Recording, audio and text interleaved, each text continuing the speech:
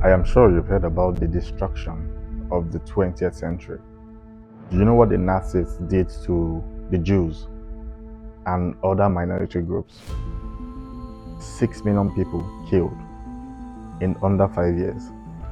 Now, would you be surprised if I told you that the first genocide in the 20th century happened just before the Holocaust? And all this was carried out by German colonists, but they did not do this in Germany or in Europe.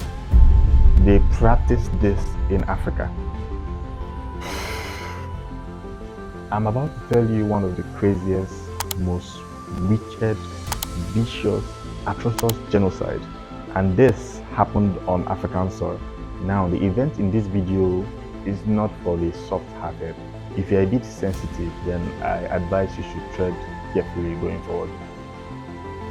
Are you ready? Now, for this story, I'm going to take you to Namibia. This is the southwest of Africa, and I am going to draw your attention to two particular groups, the Herero and the Nama people. Now, the Herero people are cattle rearers. They take care of cows, and all their lives, everything they do, everything about the Herero was taking their cows to pasture, looking for green lands for their cows to feed from. They were such simple people. They didn't demand for much. The cows are grazing, they're happy. That was their way of life. Yes, they had to fight a number of tribes and groups across southern Africa, but they were nomadics. It was common.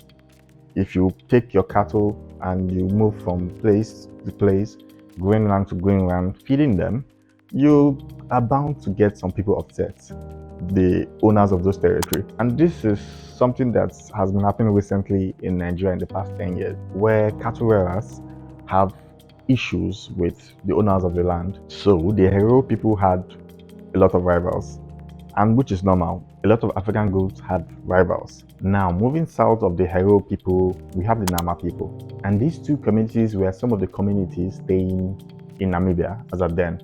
So this was the 1800s. At this point, we're having things like tribal and scuffles among the people, but nothing alarming, nothing that screams genocide. Nobody was thinking that crazy. Now, this is just a side note, but sometimes reputation can affect people's judgment. It can instill fear in a lot of people. And back then, if you make people scared, if people are scared of messing with your people, you have a better chance of living on to the next century. There was this interview with this Herero warrior where he told the world how scary the Herero people could be if you mess with their cattle, if you mess with them. But that was common among the locals in Africa. People wear the skulls of their enemies to hang their bones around to instill fear on other tribes and community. It's just what the big dogs are doing now. America and Russia with their nuclear weapons, flexing to the world who the real superpower is. Now, this genocide started with this man called Adolf. This was a German merchant that sailed to Namibia. And when he looked around, looked at the locals, looked at the land, he saw that the land was quite habitable. The weather was friendly to Europeans. So he bought a huge chunk of land at the coastal area. And obviously he sailed in his family and friends, and other Germans who are explorers were beginning to visit Namibia. This was 1883, nothing alarming yet. Let's say things were beginning to build up. The next year was 1884. And this was when we had the Berlin Conference, the scramble for Africa. Not by Africans, of course. The Europeans just decided that this was land they wanted. This was land they were interested in. Yes, there were people there. There were savages there. So they could just sail down there and take the land for themselves. Now, the Berlin Conference in 1884 had this General Act. Now, this General Act had a number of rules that the interested Europeans were to follow in order to own land in Africa, in order to claim land in Africa. The first was that they would prohibit slavery in Africa by Africans. So although this sounds ridiculous because they were going to make the people there their slaves, they were stopping the people there from being slave owners. But it worked. To the rest of the world, these guys were going to go and liberate these Africans, these dark savages, from cannibalism and other acts that savages commit. The other important act in the General Act was the practice of effective occupation. So they were saying that for you to claim a land, you have to go there with your people You have to police that land. You have to set up an administration and rule the people there. You have to fly your flags. You have to commence trade there. This was not like the moon landing where America just dropped their flag there and they left there. You don't just drop your flag there. You have to actively stay here. And they had some other points in the General Act that they were to enact, but these were the two interesting ones. So, when this was decided in 1884, 1885, they all rushed out and started claiming land in Africa.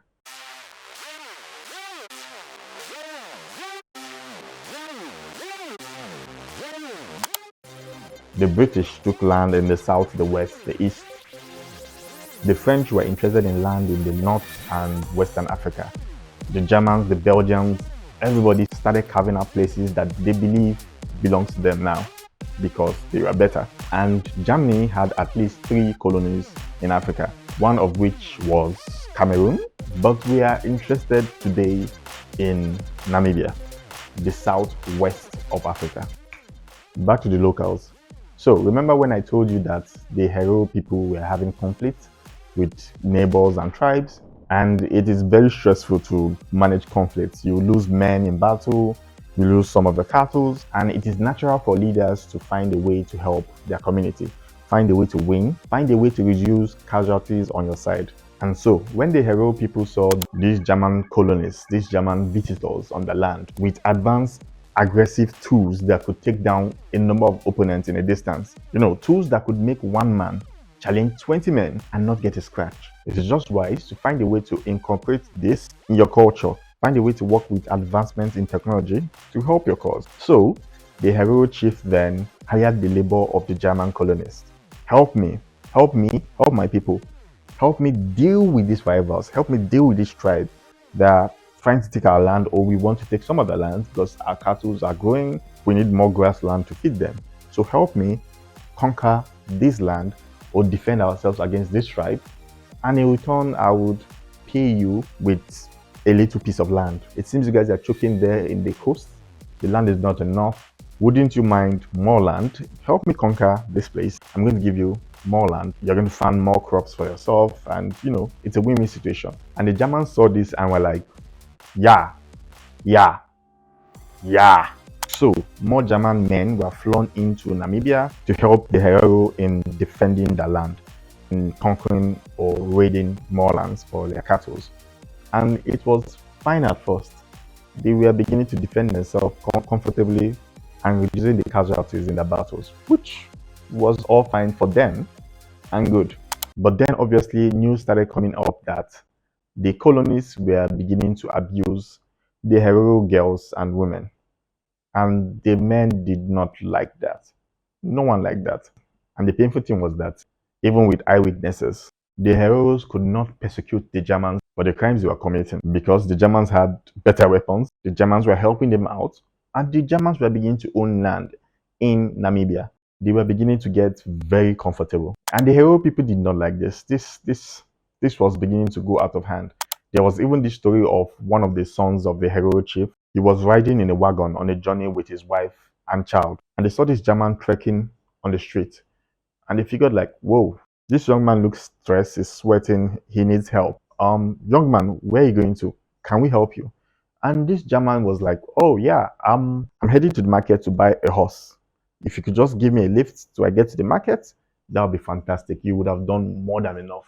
And the Herero chief's son was like, you're welcome. Get in the wagon, let's go. And so the German hopped in. It was a long trip, so they had to camp when it was dark in the night. And the two men drank some alcohol and they slept. But the German colonist woke up and he was drunk. So he approached the wife of the man that just helped him, the man that was just lying down there sleeping with his child. He approached the wife and was trying to abuse her, and she resisted. And he felt insulted that this dark-skinned woman was refusing his advances. How dare you? How dare you refuse my advances? So he picked up his gun and shot her and killed her. Obviously, the Herero's chief's son woke up with his child and discovered what just happened. And it took a lot from him to not kill this colonist. He held him down, and the next day he took him to the administration to report the case. This guy killed my wife. I thought I was dreaming. I was hearing my wife say, no, no, no. my husband is dead, don't do this. And he shot her. And I heard part of it from a dream. And I saw, when I woke up, I saw him with a gun standing over her body. This guy murdered someone. He murdered my wife. He murdered the mother of my child. So he needs to be punished. And this colonist came up with this excuse that he had a nightmare and he woke up terrified, thinking that they were under attack, and just shot blindly. And the bullet struck the lady and killed her. That was his defense. So he was acquitted. And obviously, tension blew up. And so some of the Germans heard the story of what happened and they figured this was not good. This was not a good light for every German there. After hearing the story and looking at the evidence, this felt like injustice. So they called back the German colonists and they retried him. This time they found him guilty and he was imprisoned. But now some other Germans were not happy at this. Like, what are you doing? You're imprisoning one of us because of these guys? Like, if he doesn't go to prison, what will happen? What will they do? So some people are not happy with this. And it just adds to the tension that was brewing up. The disaster that was about to explode in everybody's face. And then in 1903, the Herero discovered that the German colonists were planning to build this railway line, creating these channels, opening up the country to more expansion, to a reservation, meaning that more Europeans will fly down to Namibia and they will occupy more land. And the Namibians were not happy at all. The Hereros were like, this is enough. Enough is enough. We cannot deal with these guys. They're going around abusing our girls, our women. They're killing innocent people. They were claiming lands and properties and cattle. They were claiming cattle. So at this point, we humans have different thresholds. And some of the Hereros decided that they would attack the Germans. And that was exactly what they did. They went and attacked the colonists. And it was reported that 150 Germans were killed in the attack. That was the straw that broke. That was when the genocide was going to happen, no matter what. Nothing was going to stop it again. It was just too late at this point. The Kaiser, the German emperor, was so angry that in one of his colonies, people were revolting. The locals were killing his people. That was not acceptable. That was not acceptable. In the playbook of colonization, you don't allow the locals do something like that and go scot-free. And he sent down this lieutenant general called von Trotta. Von Trotta sailed down to Namibia. And this was just not good news. You see, von Trotta was known in the German military as this very aggressive, very brutal lieutenant general. Hell, he rose up the rank because of his sheer brutality. 3 to 4 years earlier, he was in China committing vicious crimes in the war there. And most people who knew him understood what this meant. The emperor was sending him down to teach the Hereros and the Nama people a very harsh lesson. The funny thing is that nobody is imagining this. You could see von Trotta's aggression in the way he speaks. If you look at what he was telling the soldiers, you would know that this guy is bad news.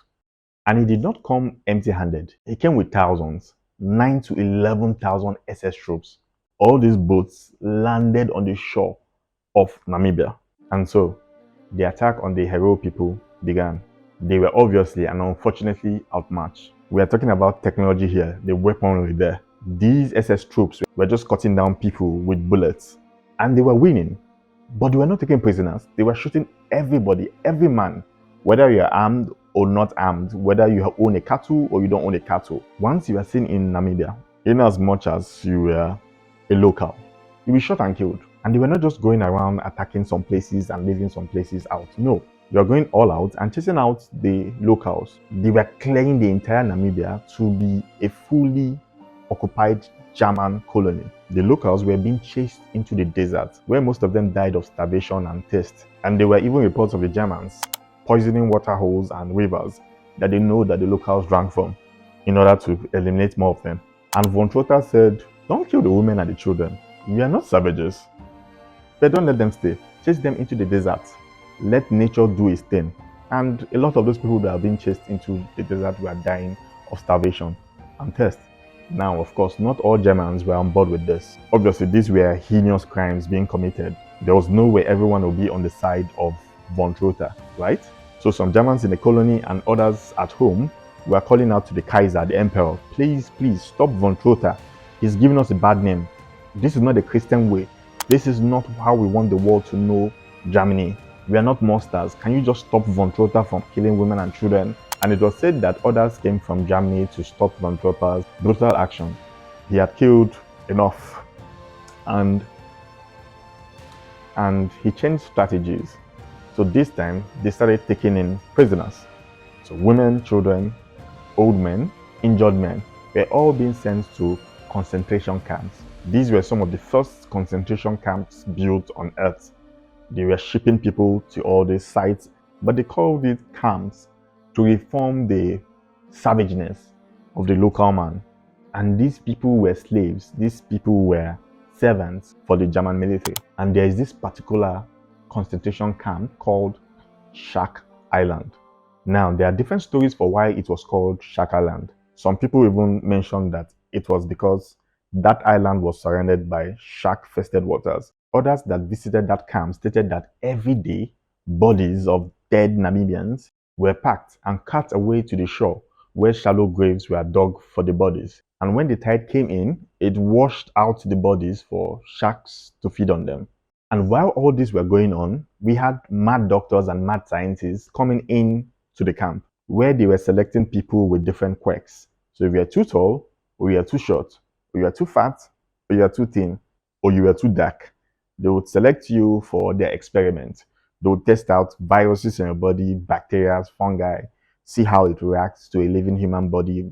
And they were experimenting different torture methods, and nobody was doing anything. People were writing letters to different governments. The British were in South Africa, which was just bordering Namibia. And the few people who escaped there were vividly telling them what was happening, with even some missionaries visiting and seeing these things with their own eyes. But nobody was doing anything fast to stop it.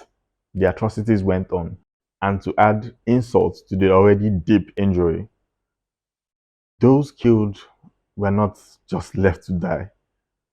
The colonists transported at least 300 human heads from Namibia to Germany for studies, to inspect African skulls, look at the brains, look at the structure, to find out why Africans were so inferior to them, the superior race. You can check all this online. There were even reports that about 12 people were dying every day. At the end of it all, 80% of the Herero and Nama people were wiped out. The nation has still not recovered till today. This is just one of the colonial stories that is not well known, that we are not having blockbuster movies made for it. The painful thing about everything now is that this is not the only atrocity that happened in Africa to Africans. The last 200 years have been filled with stories like this, stories of superior human beings experimenting with inferior human beings. I've read hundreds of books that breaks even the hardest heart. But it's time to share. I think these stories are meant to be told. These stories are meant to be shared. If you would want more of these lesser known events that have escaped the wider media, then hit the like button, subscribe, go down to the comment and let me hear from you. That will be all for me today. Thank you.